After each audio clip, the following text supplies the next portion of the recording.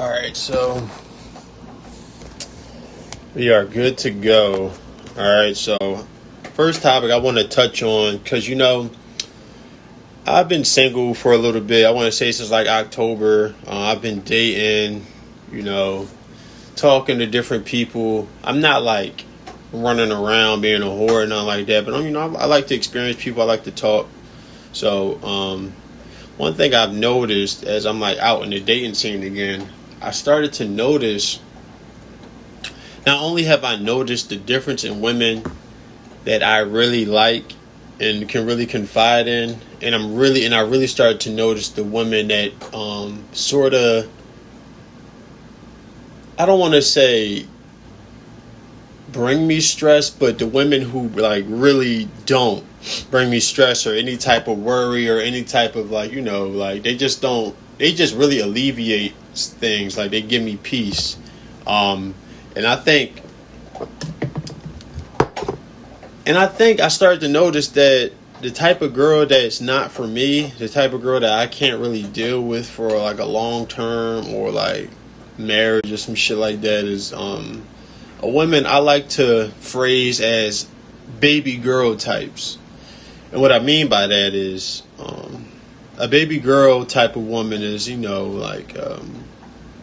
very like, I don't want to say you got to do everything for them, but it's like just the opposite of self-sufficient.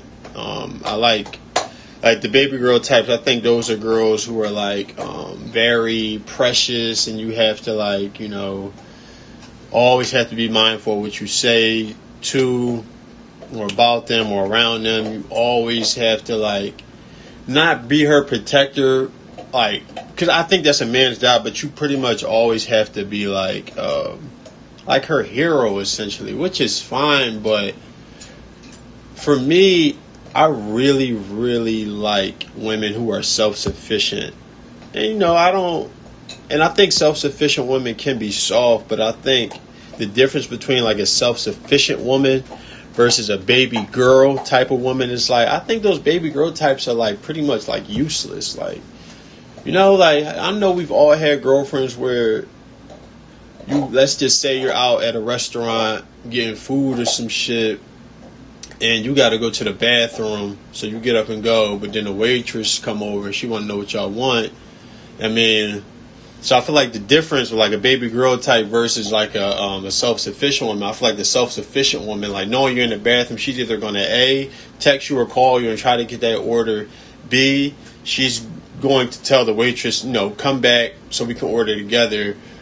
Or C, just some form of all of the above. Like she's going to have a plan to try to get this done the best way. Whereas like I feel like a baby girl type of, the waitress would come out, and then the baby girl type is just like, just useless. Like not, like she might order her food. Like you come back and then this bitch done ordered a fucking soup.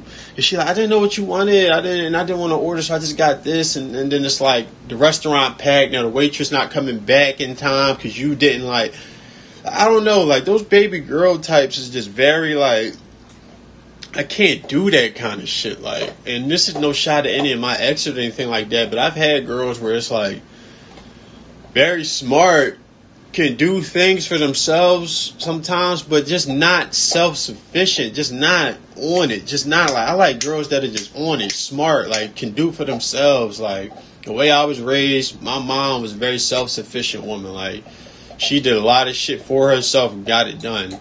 I really, really like self-sufficient women. Like those baby girl types women are just very useless to me. Like everything is just so, can you help me? How am I ever going to be able to do this? And it's like, yo, you ain't even try. Like I don't know. I don't like that shit. And I think it's niggas out here who really get a kick out of dealing with bitches like that. And I think bitches like that give men too much power over them when you're just very beholden to whoever can fucking help you or whoever can get things done for you. Like, I don't know. Like, I feel like those baby girl types are just very, I feel like they ended up I think as I'm talking, I think they end up attracting some of the worst type of men.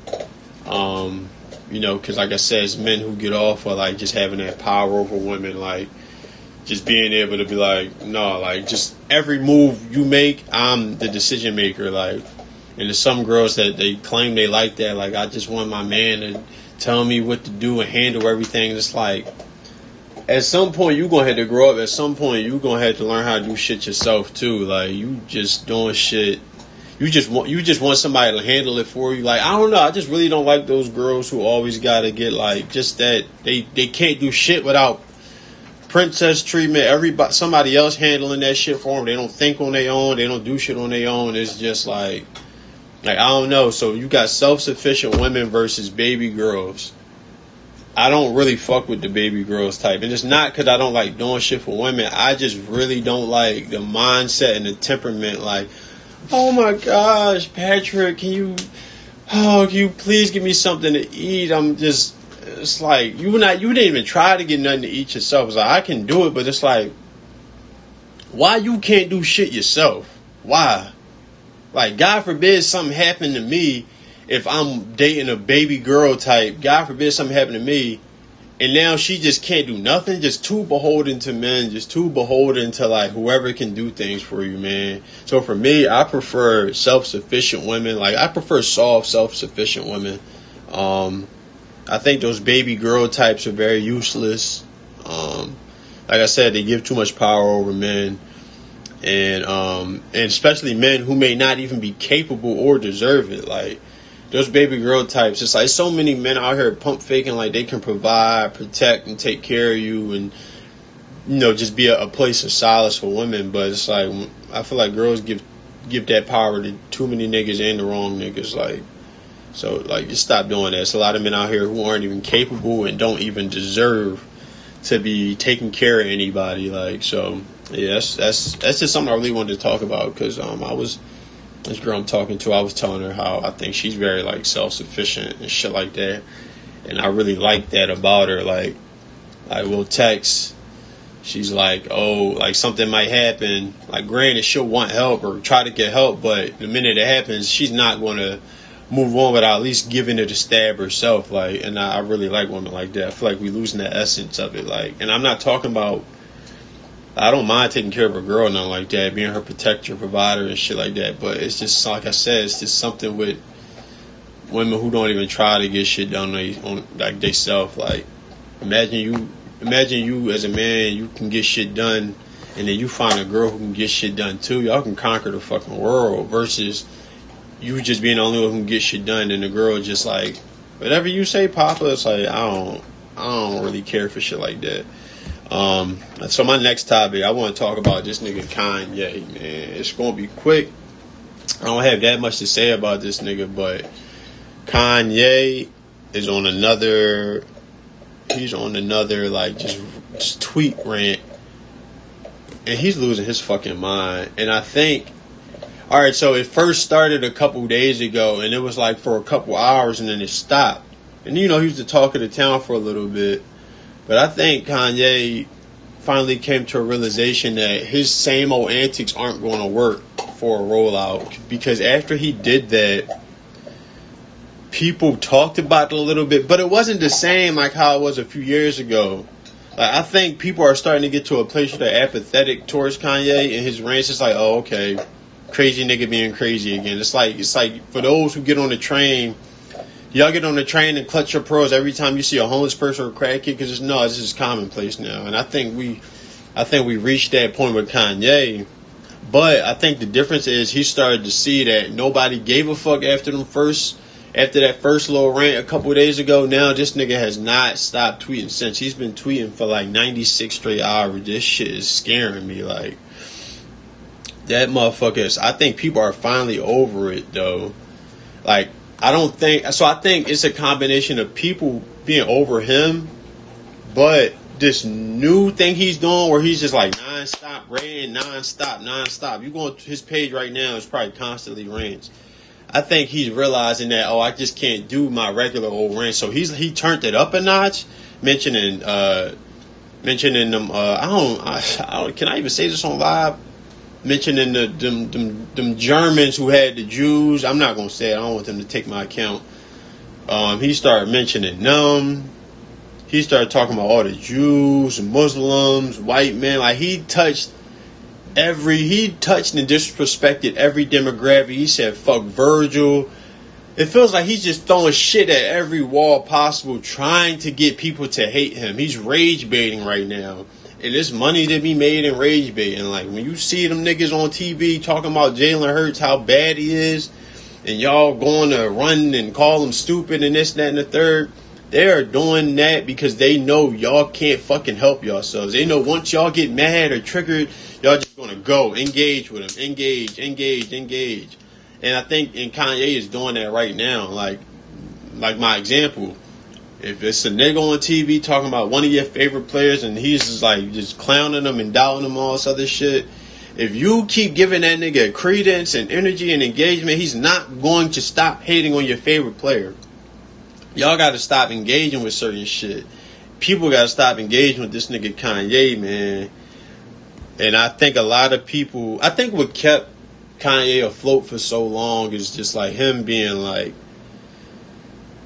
I think he would rule the world if he was just a little bit more measured and move with just like a little bit more discernment. Like, because I think for a long time people stuck with him because he meant more than music. Like, of course the nigga made great music, but I think he meant, like, obviously he got his sneaker lines and shit like that. He got his clothes. Like, he got his brands.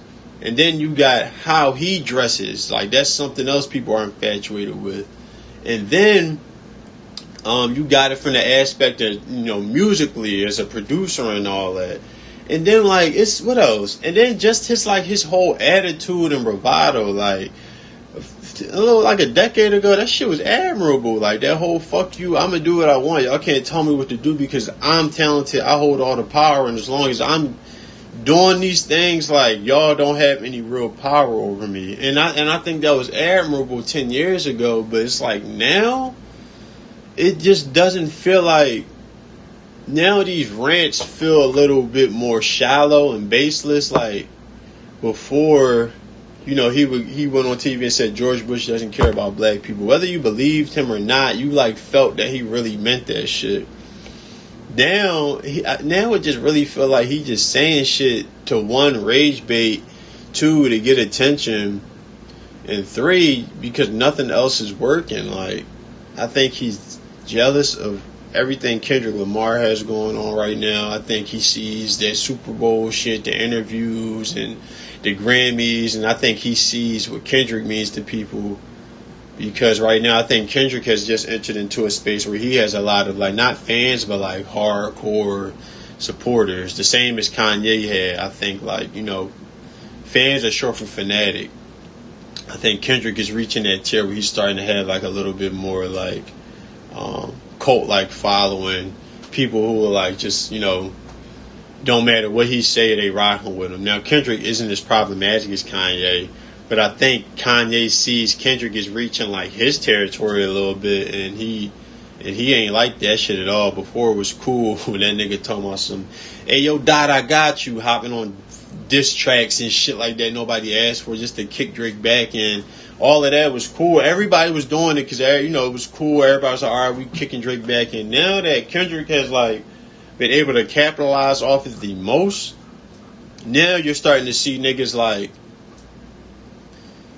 distance themselves a little bit, or like at least take another stance. So I think Kanye is definitely jealous of whatever Kendrick got going on right now, for sure. And that shit is eating him alive. Like, to take that poor girl on that red carpet with them tits out like that is fucking sick. But them some nice tits. So I think, yeah. Although I do agree with one tweet he had where he mentioned fat people being sex offenders, because I'm not going to get into it, but one thing I will say, and I don't give a fuck, is people are gaslighting society and us into thinking obesity is okay. Like, you can be gorgeous and obese. I don't agree with that at all, and I'm going to leave it at that. Alright, last topic. My dog, rest in peace. I just want to give a rest in peace to Irv Gotti. Larger than life. Very admirable individual. People that he just has good energy. People gravitate towards him. he's just one of those people, like, when they start talking, you can't help but to just, stop everything you're doing and listen, because he's just a master storyteller. And for one, he's been a part of a lot of stories as well. So, Irv Gotti is a guy who, not only did I grow up with his music, and he shaped my ears as far as like what I want to hear when it comes to hip hop, when it comes to R&B, when it comes to hip hop and R&B together, when that married. I think Irv Gotti was like, I don't want to say one of the first, but I think he was one of the best producers when it came to marrying hip hop and R&B. Like, he gave us classics after classics, like with Ashanti and Ja Rule alone, with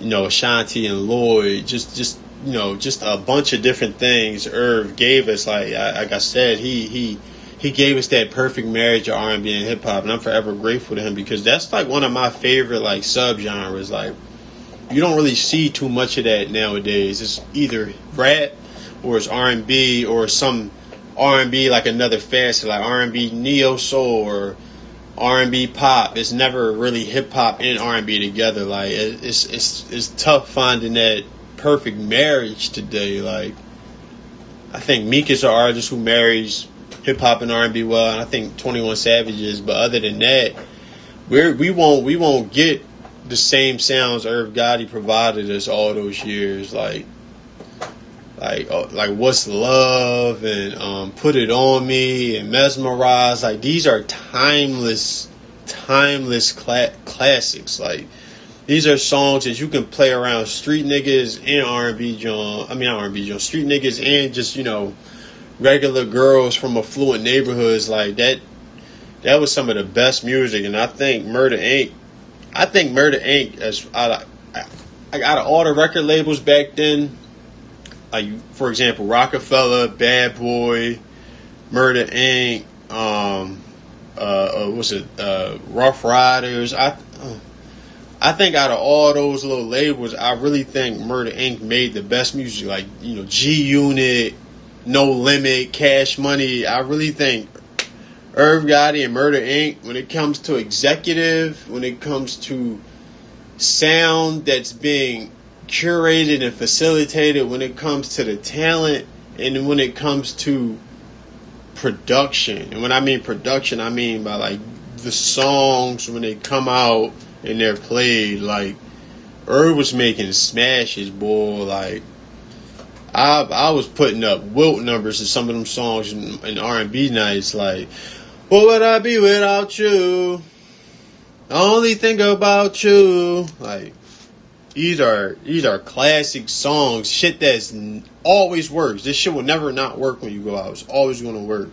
Like, and it's just unfortunate, man, because, like I said, like, if Irv was here, he'd be able to explain how he was able to make those sounds. Like, he'd be able to pass it down. But it's very unfortunate, and I'm sad because, Irv made some of the best music, but I'm also sad because, like, how young he was. Like, I'm a pivot from the music aspect, and this is, like, no fault of Irv's own or whatever. Like, I'm not trying to blame him, but Irv was only, like, 52. We gotta take care of ourselves, man. He died from a stroke. It's documented. Irv talked about plenty of times, the nightlife, taking drugs, ecstasy, of course. And I've dabbled, and those things definitely fuck with you. I'm young, I'm healthy, I work out. So it probably wasn't the same for me as for someone like him who can get it in abundance all day, and then you mixing it with a whole bunch of other shit, lack of rest, you running around.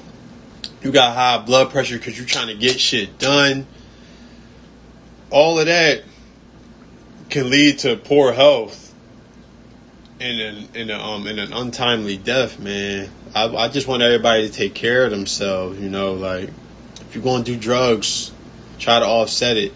Try to take the measures and steps, ahead before you do the drugs, or even after you do the drugs. Like, go dehydrate, man. Go work out. Get more rest. Like, if you're going to be doing this, be intentional. Know what you're doing. Do what you do and know what you're doing. If you're gonna be living like that, you gotta do things to help. Like I said, offset it, man. This is very unfortunate. They said Irv was just having like multiple strokes.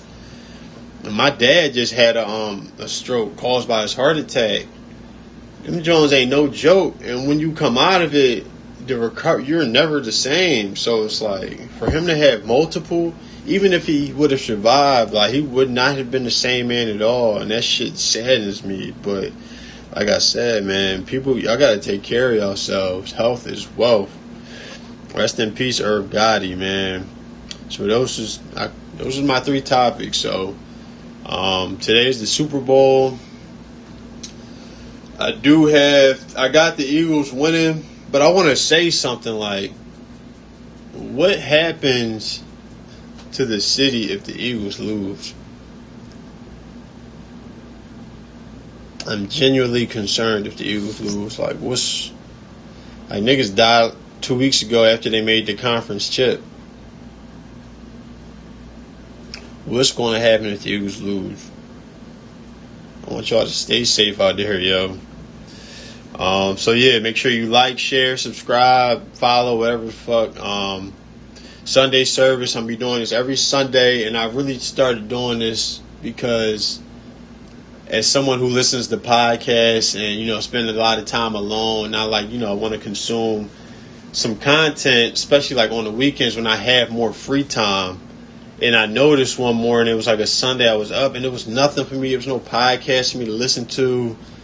Nothing really to watch other than the cliche like NFL Sunday Countdown, shit like that. So I figured it got to be somebody else out there who's going through the same shit I'm going through, and they just want something to listen to, some content to consume. So I figured this is open landscape, it's open canvas. Like nobody's doing this right now. So make sure y'all tap in with me, man, every Sunday. I'm going to try to stay on point with the times, but shit fluctuates, man. I did 12:30 today. It's the best I could do. So we're going to try to keep this joint rolling. I'm going to try to get the production better. I'm going to try to see if I can get some guests to come on with me. We're going to go from there. The podcast. I got big dreams, man. I still got the podcast. I'm just trying to get everything in order right now in my personal life, but I got big dreams. Like I said, I want to create. Just give y'all a little sneak peek behind the curtain. I want to create like a full network. Like, how they got BET? That's what I want. Nice NSFW, not safe for work. I just want that to be the network with sports content, music content, current event, political content, film content, just different shit, interacting with folks in real life. Debates, long thought out conversations. Like this is what I'm trying to do. I'm just trying to create a network, a one-stop shop, so that y'all can go on like a YouTube or just go on my Gram or my TikTok, and then you just go, just endless things to choose from. Like, so yeah, man, make sure you follow me on X, Bull Pizz, BOULPIZZZ. That's 3 Z's. Follow me there. Follow me on the gram, Uncle Pizz. 2 Z's. Just Uncle Pizz. That's it, man. Yeah, like I said, we're gonna keep this rolling. Appreciate y'all. Peace.